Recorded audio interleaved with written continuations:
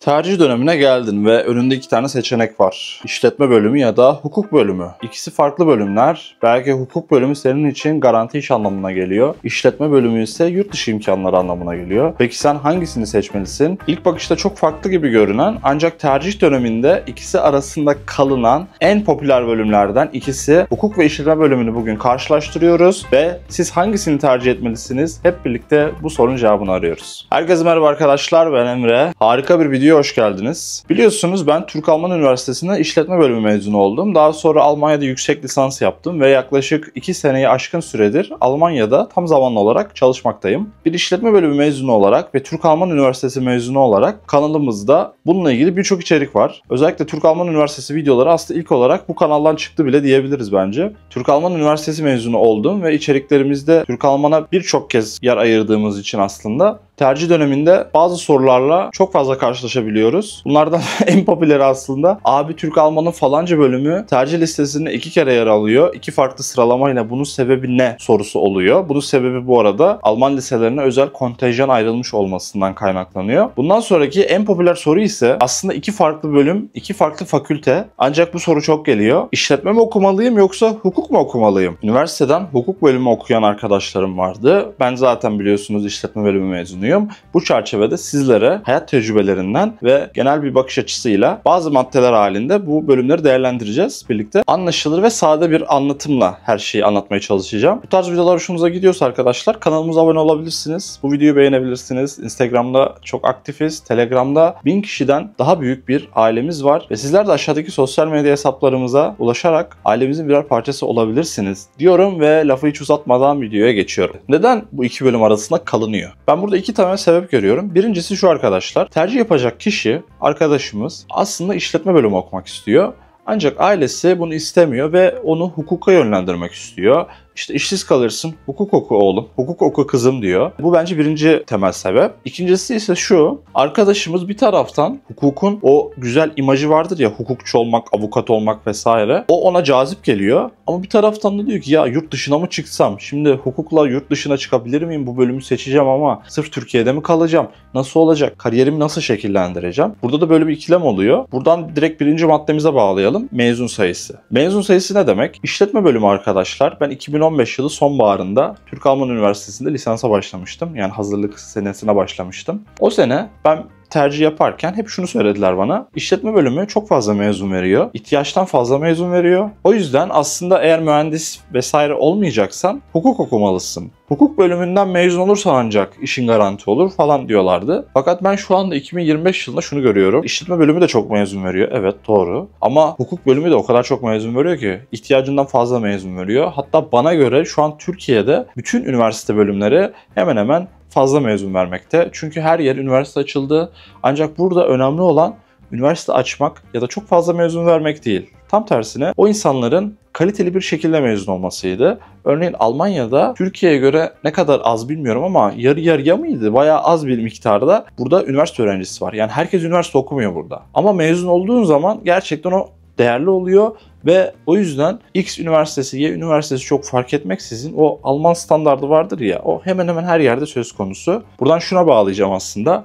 Eğer mezun sayısı anlamında bir düşünceniz varsa bence bu noktada hukuk fakültesi de ya da hukuk bölümü de işletme bölümü de birbirlerine karşı üstünlük kuramıyorlar. İkisinden de mezun olursanız sizi diğerlerinden ayıracak en önemli faktör kendinize ne kattığınız olacak. Geldik ikinci maddemize arkadaşlar. Yurt dışı imkanları açısından hangisini seçmeliyim? Hangi bölümü seçmeliyim? Tabii ki cevap çok net. İşletme bölümü. Neden işletme bölümü? Çünkü sizin işletme bölümünde öğrendikleriniz, ki buna birazdan geleceğiz, daha detaylı anlatacağım, uluslararası alanda geçerliliği olan bilgiler, içerikler oluyor. Bu çok çok önemli. Yani sırf Türkiye'de değil ya da sırf Almanya'da değil. Bütün Avrupa'da, Amerika'da, Avustralya'da, Yeni Zelanda'da, hatta ne bileyim Güney Afrika Cumhuriyeti'nde bile çalışabilirsin. O kadar her yerde çalışabilirsin. Tabii burada şöyle bir faktör var. Burada dediğim gibi kendinizi geliştirmeniz önemli. Mesela Almanca bilmek önemli. İngilizce bilmek, her şeyden önce İngilizce bilmeniz lazım. Çok önemli. Yabancı dili öğrenip işte biraz uluslararası şirketlerde tecrübe kazanıp vesaire. Böyle bir portföyünüz olursa arkadaşlar harika bir şekilde güzel bir kariyer planı çizmiş olursunuz ve aslında iş imkanları noktasında oldukça avantajlı olursunuz. Ama mesela diyelim hukuk bölümü okudunuz ve yurt dışında çalışmak istiyorsunuz. İşte o zaman işiniz çok daha zor arkadaşlar. Çünkü üniversitede o ülkenin hukukunu öğrenirsiniz. Türk-Alman Üniversitesi'nden örnek vereyim. İlginç bir örnek çünkü. Türk-Alman Üniversitesi'nde hukuk bölümü %30 Almancadır. Bunun sebebi şu: Türk hukuku ile Alman hukukunun bazı ortak noktaları var. Bu ortak noktalar, ortak dersler Almanca olarak anlatılıyor, evet. Bu güzel bir şey. Ama dersin ya da bölümün %70'i Türkçe. Bu bilgiler Türk hukukuna göre öğreniliyor. Mesela sen yarın öbür gün Almanya'ya gelmek istesen bile, bak Türk-Alman Üniversitesi mezunu olsan bile kolay değil. Yine ne bileyim denklik süreçleri olabilir, tekrar eğitim almak gerekebilir vesaire. İşletme bölümü kadar kolay değil. Bu noktada yurt dışı konusunda açık ara işletme bölümünün daha avantajlı olduğunu söylemek mümkün. Geldik 3 numaraya arkadaşlar. Para kazanmak ve Türkiye'de kalmak. Diyelim ki Türkiye'de kalmak istiyorsun ve para kazanmak istiyorsun. Hangi bölüm senin için daha avantajlı olur diye düşünüyorsan, bana göre kısa vadede kesinlikle hukuk fakültesi, hukuk bölümü size avantaj sağlayacaktır. Çünkü özellikle iyi bir üniversiteden de mezun olursanız, işte avukatlık, hakimlik, savcılık falan, bunlar aslında güzel meslekler, bayağı sağlam meslekler. Burada hem kendinizi tatmin edecek işler yapabilirsiniz hem de güzel paralar kazanabilirsiniz diye düşünüyorum. Özel sektörde hukuk bölümü mezunları için işler biraz daha zor olabilir. Bu noktada işletme bölümü mezunlarının daha avantajlı olduğunu düşünüyorum ve işletme bölümü mezunlarının aslında çalışma alanı da daha geniş olduğu için, eğer kişi biraz kendini geliştirmişse ve sunulan fırsatları da iyi değerlendirmişse, orta vadede, uzun vadede bir hukuk bölümü mezunundan daha iyi kazanabilir ve daha iyi şartlarda yaşayabilir diye düşünüyorum. Ama dediğim gibi bu tamamen kişinin kendisine bağlı. Geldik 4. maddemize arkadaşlar. Bu bölümlerin mezunları ne yapıyor? Hangi işlerde çalışıyorlar veya hangisinin çalışma alanı daha geniş? Aslında bu noktada da bence yine işletme bölümü daha avantajlı diye düşünüyorum. Şimdi hukuk bölümünden biraz bahsettik. İşte avukat, hakim, savcı, devlette, özelde falan çalışma imkanları var vesaire. Ve hukuk bölümü mezunu olmadığım için belki bu genel çerçevede bir değerlendirme yapsam yeterli olacak. İşletme bölümü mezunları ise arkadaşlar, aslında belki bununla ilgili ayrı bir video bile çekebilirim. Bir şirketin her departmanında neredeyse çalışabilirsiniz. Bu şu anlama geliyor: üniversiteyi okurken aslında alan da seçebilirsiniz. Bilmiyorum, bu en azından Türk-Alman Üniversitesi'nde vardı. Mesela finans sektörü. Finans sektörü de kendi içinde ayrılıyor bu arada bayağı bir. Mesela atıyorum denetimci olabilirsin. Şirketleri denetleyen kişi olabilirsin. Benim gibi controller olabilirsin. İşte ay kapanışı, bütçe yapmak, çeyrek kapanışı, yarım yıl kapanışı, forecast tahminler oluşturmak, risk analizleri yapmak vesaire, değerlendirmeler yapmak, bu tarz böyle sayılarla uğraşmayı sevenler için bir meslek grubu.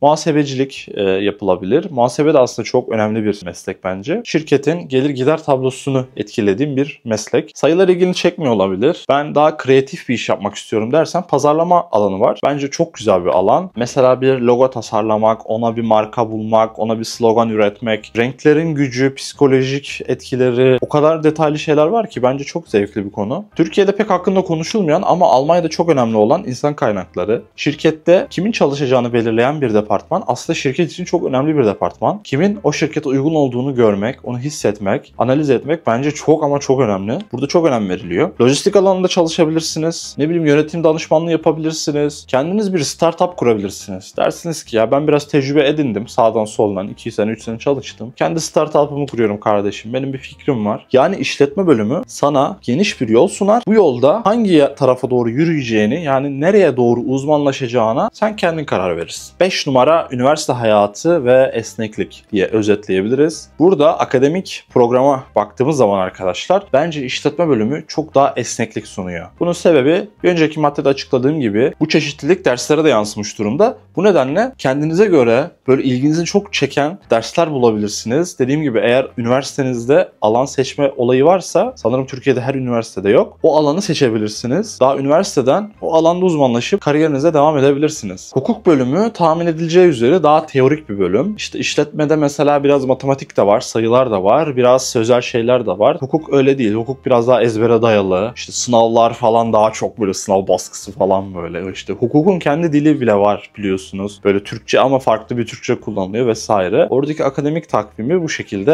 özetleyebiliriz. Evet arkadaşlar, sonuç olarak size şunu söylüyorum. Bu noktada kendinize şunu sorun: benim hedefim nedir? Ben ileride ne yapmak istiyorum? 5 sene sonra, 10 sene sonra nerede olmak istiyorum? Çünkü videonun başında da bahsettiğim gibi, hukuk bölümüyle işletme bölümü elma ile armut gibi, aslında karşılaştırılması oldukça güç bölümler. İşletme ile iktisadı kıyaslayabiliriz mesela, ama hukukla işletmeyi kıyaslamak gerçekten zor. Bugün sizlere mantık çerçevesinde bazı maddeler halinde iki bölümü karşılaştırmaya çalıştım. Eğer ben küresel bir insanım, Global bir hayat yaşamak istiyorum. Yeni diller öğrenmek, yeni kültürler keşfetmek, yurt dışında yaşamak, çalışmak, para kazanmak istiyorum diyorsanız bana göre işletme bölümü tercih edilmesi gereken bölüm. Ama ben hukuk bölümüne ilgi duyuyorum. Yasalar, insanların haklarını savunmak vesaire. Bütün bunlar hoşuma gidiyor. Ve ben bu alanda ilerlemek, sınavlara girmek, belki kamuya girmek vesaire böyle bir hedefiniz varsa zaten hukuk bölümü sizin için daha uygundur. Bana soracak olursanız arkadaşlar, iki bölümün de tercih etmeyi düşündüğünüz üniversitelerdeki akademik programlarına, web sitelerine girerek bir bakın. Hangi dersler var, konu başlıkları ne falan, onlar zaten hep görülüyor. Hangisi sizin daha çok ilginizi çekiyor, o noktada da bir karar verebilirsiniz. Ama burada dediğim gibi bence temel konu şu: nereye ilgi duyuyorsunuz ve yurt dışında yaşamak istiyor musunuz? Bu şekilde çok kısaca özetleyebilirim. Umarım video hoşunuza gitmiştir. Umarım yardımcı olabilmişimdir. Eğer aklınıza takılan bir soru varsa videonun altına yazabilirsiniz. Elimden geldiğince cevaplamaya çalışıyorum bütün yorumları, soruları. Dediğim gibi kanalımıza abone olabilirsiniz. Bu videoyu beğenebilirsiniz. Instagram, Telegram linklerimiz aşağıda yer alıyor. Kendinize çok iyi bakın. Ben Emre. Münih'ten herkese selamlar. Şimdilik hoşça kalın.